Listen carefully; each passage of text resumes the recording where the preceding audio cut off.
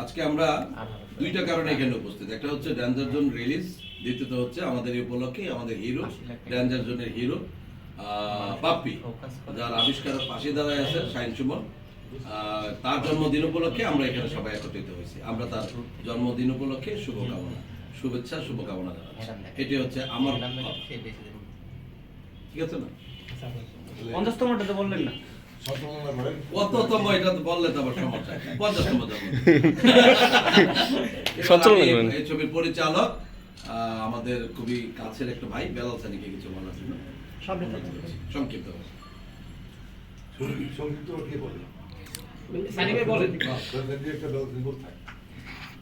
না, আমার সামনে 13 তারিখে ছবি তো এটা আমার প্রথম সিনেমার হিরো বাপ্পি চৌধুরী। আমরা একসাথে অনেক সময় পার করছি, ভালো মন্দ অনেক কিছু।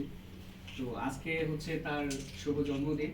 তো আমরা চিন্তা করলাম যে অবশ্যই এই দিনটাকে একটু স্মরণ করা যায়। এই জন্যেই আমরা পার্সোনালিভাবে ছোট করে একটা আয়োজন করার চেষ্টা করছি।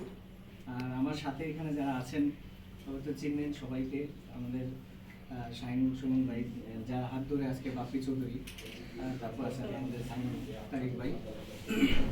তো এই আর কি, আজকে আমরা সবাই বাপ্পি চৌধুরীর শুভ জন্মদিন এবং তার আগামী দিনগুলো ভালো কাটুক, এটাই আশা করি।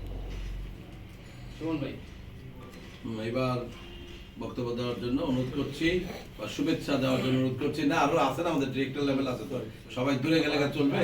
চন্দন চৌধুরীকে আমি রিকোয়েস্ট করছি কিছু বলার জন্য।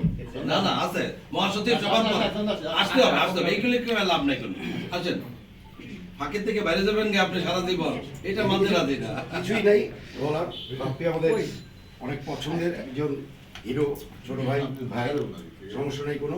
শুভ জন্মদিন ভাবছি, আগামী দিন আরো ভালো কাটুক, সুন্দর কাটুক। ধন্যবাদ।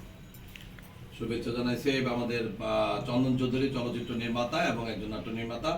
এখন বক্তব্য বা আমাদের যার জন্য অপেক্ষা করতেছি সে হচ্ছে তেপান্তর ভাই, আমাদের খুবই কাছের মানুষ। তেপান্তর ভাই আমাদের বাপ্পি চৌধুরীর জন্মদিন প্লাস ডেঞ্জার জোন ছবি নিয়ে দুইটা কথা বলবে। ক্যামেরা